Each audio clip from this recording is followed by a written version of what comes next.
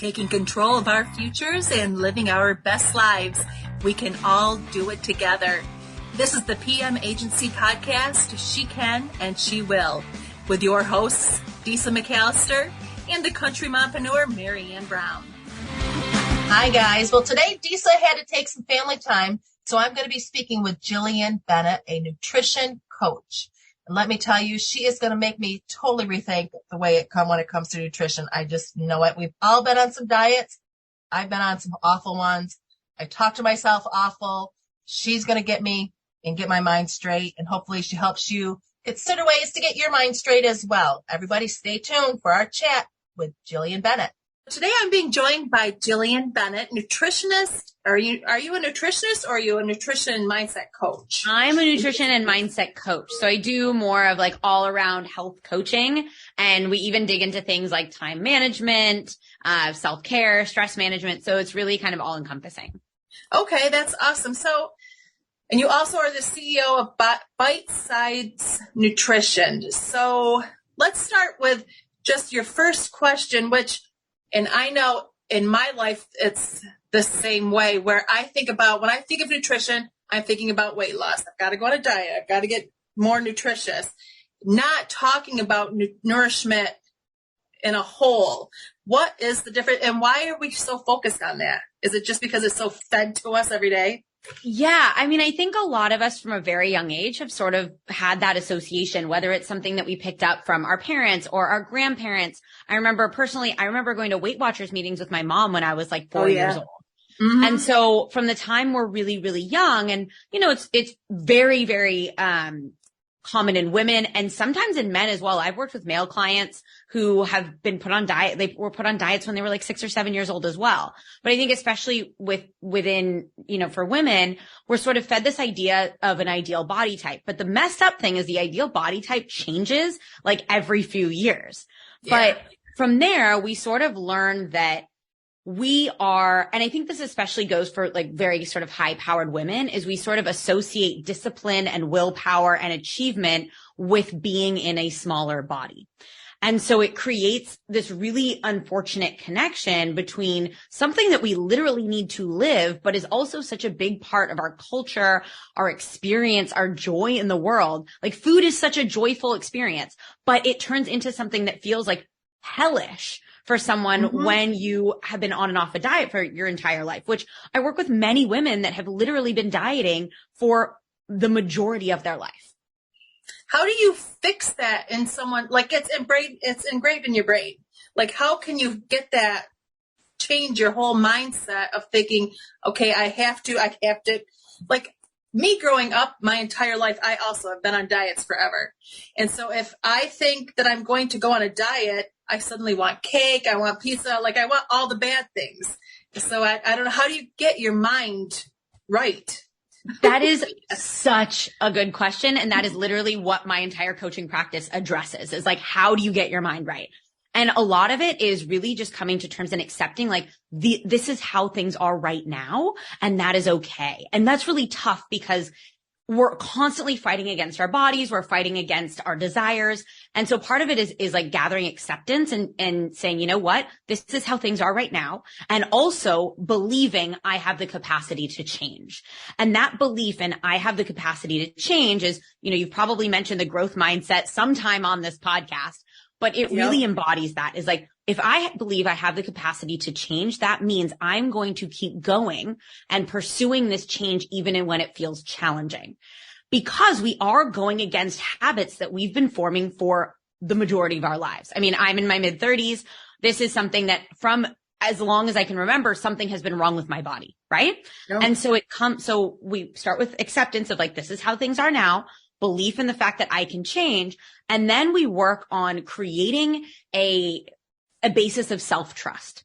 And that comes through little moments. It's like when you create a relationship with another person, you don't all of a sudden trust them implicitly, like from the moment you meet them. You build that trust over little tiny moments. And the same thing goes with ourselves. And so when I work with clients, a lot of the time we start focusing on mindful eating habits. And at the beginning of any of my coaching programs, we talk about core values. And you've probably heard about this, like core values for business. I talk about core values for your life. And so I'll give you an example. I will occasionally have some thoughts pop up in my head of like, oh, I should go on a diet. Like I've gained some weight. I should go on a diet. And so I have to manage these thoughts. And the way that I do that is I go back to, am I acting in alignment with my values? And I think back, you know what? I had a weekend where I did eat out more than normal, but all of those actions that I took were aligned with my values of connection and freedom. Alongside that, we also have to relearn what it feels like to be comfortably full and what it feels like to check in with ourselves and say, do I actually want to be eating this? Or am I just moving like out of inertia? And so there's a lot of different components here, but the basis of it all is sort of like that belief that I can change. We understand like, what are my core values and how do I act in alignment with that? And then it kind of flows from there. So you have a weekend, you go to some parties, you have too much food, too many drinks. How do you, after a weekend of that, like I'll be on doing really good on a diet, for example, and I'll have a weekend like that. And then I'm just like, well, I screwed up. And then like, that's it. And then like the next whole week I'm eating pizza and stuff because I feel like, oh, cool. And now my mind's like, give up. Well, and I would ask you, does your diet include pizza? Not generally, because you're not supposed to have carbs. That's what's in my brain is, you're not supposed to have carbs. So as soon as you have carbs or pasta or something, then you failed. Like, oh, I already screwed up. Might as well keep going. Yeah. So this is actually, and this is why like nutrition coaching, it's so important to look at it from a psychological perspective as well. And so why my training is in not just nutrition, but also psychology is because one of the things that you're telling me is like my diet restricts the foods that I enjoy eating. And so it makes so much sense that when those foods are available, you're going to eat them not in moderate portions, but in portions that are like, oh, wow, I physically don't feel great. Yeah. But because I know that when I go back to quote unquote real life, I can't have any of that stuff. In your head, it's like, well, I have to get it in now. Okay. And so part of that is one of the really important concepts that I coach my clients around is the concept of unconditional permission to eat. And this feels really scary for people because they're like, if I give myself unconditional permission to eat, I'm never going to stop eating. And the way that I would frame it is like this. Think about the law of supply and demand. When there is low supply of something, demand is high. When there is high supply of something, demand is lower. And so if you can literally eat pizza whenever you like, you're going to filter that decision through a few different filters, right? Like, is pizza going to leave me feeling how I want to feel? Does pizza support the goal that I have right now? Like, do I even want to eat pizza today? But when pizza is highly restricted, and it could be donuts, it could be cookies, it could be anything. Mm-hmm. When it's highly restricted, anytime pizza's in front of you, you're like, oh no, I'm going after it. Right? And that sort of reminds me of like the kids that their parents never let them drink, never let them go out and party, go to college and go crazy. 100%. Yeah, that's very simple. Now let's take this and look at moms. So as a mom, I know when my son was little, my food was whatever he didn't eat or fast food because he likes chicken nuggets. Like, how can moms get a better approach to nutrition when you've got all these kids, you got to feed them this stuff, and how do you get a focus on making sure you eat right? Amazing question. I know I've told you that like 3 times, but these are really good questions. and a big part of that is like the way that we frame nutrition for our kids is like, my kid's nutrition is a priority, but why should my child be eating really any differently than what I should be eating? Both me and my child need protein. We need carbohydrates. We need fats, right? Maybe my child is going to want to eat chicken in little diced up cubes because that's easier for them to eat, but we can literally be eating the same things. And I think that a lot of moms sort of have this idea of like, well, my kid is a picky eater. I need to be giving him certain things, or I need to be giving them certain things. And it's totally normal for kids to reject some foods sometimes and eat other foods other times. And any mom, I've worked with so many moms, and they'll be like, my kid was loving broccoli last week and this week he hates it. And that's totally normal. Oh yeah. And I think there's a lot of like mom guilt or mom fear of like, my kid isn't going to be getting everything that they need.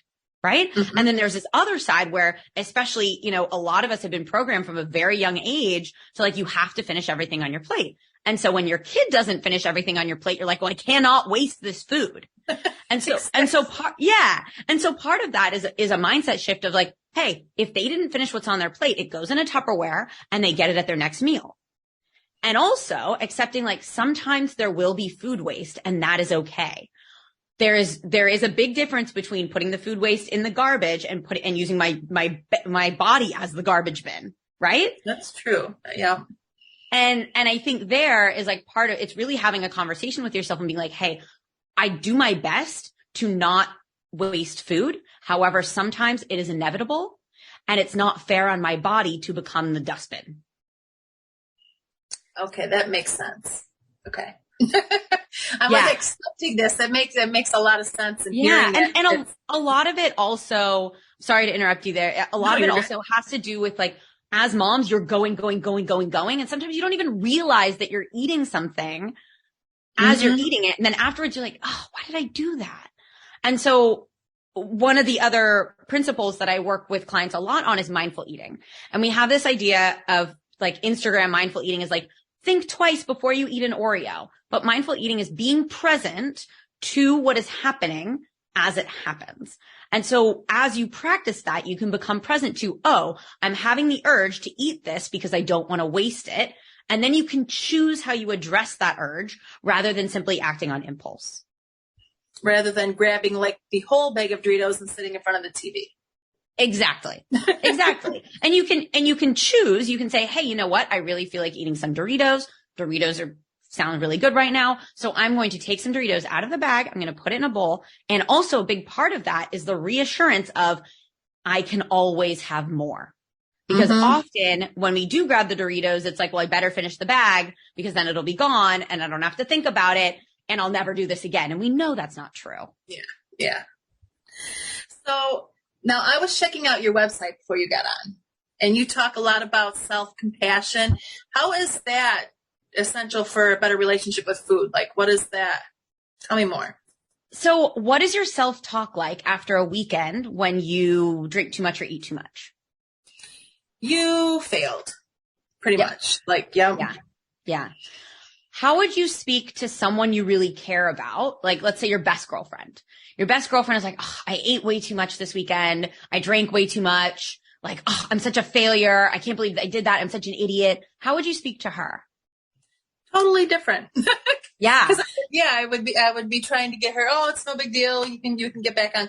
Yeah, it would be totally different. Yeah. And so self-compassion is really important because a lot of our perpetuating issues with food are because we are constantly doing the same thing, expecting different results and beating ourselves up over it. And so self-compassion, I want to be really clear. Self-compassion is not self-indulgence. It is not saying it's okay, no big deal. It's saying, hey, you're a human. Being a human is difficult. This is challenging. How can you better support yourself in the future? And so I think that's why self-compassion is such a challenge, is because we think what it is self-indulgence. We think what it is letting ourselves off the hook, and we don't want to let ourselves off the hook. But self-compassion, there's actually a decent body of research around this. There's a researcher that I follow a lot of her content, and her name is Dr. Kristen Neff. I use a lot of her exercises in my coaching as well. She's probably the most well-known self-compassion researcher in the world. And she talks about fierce self-compassion. And she talks about how self-compassion is actually really helpful for helping ourselves move towards a goal. And that there is research behind like people that are self-compassionate are actually less likely to give up. Whereas we think we have to be super hard on ourselves to not give up. Yeah. So I feel like I need to like come and talk to you like once a day. Amazing. That's totally fine. We can do that. So tell me about how your coaching works. Are you doing a one-on-one with people? Are you doing group sessions? Is it all virtual? Like how do you do your thing? Yeah. So you can tell by my accent that I'm American, but I live in Spain.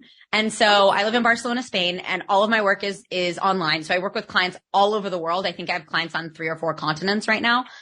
And I do one-on-one coaching and I do group coaching.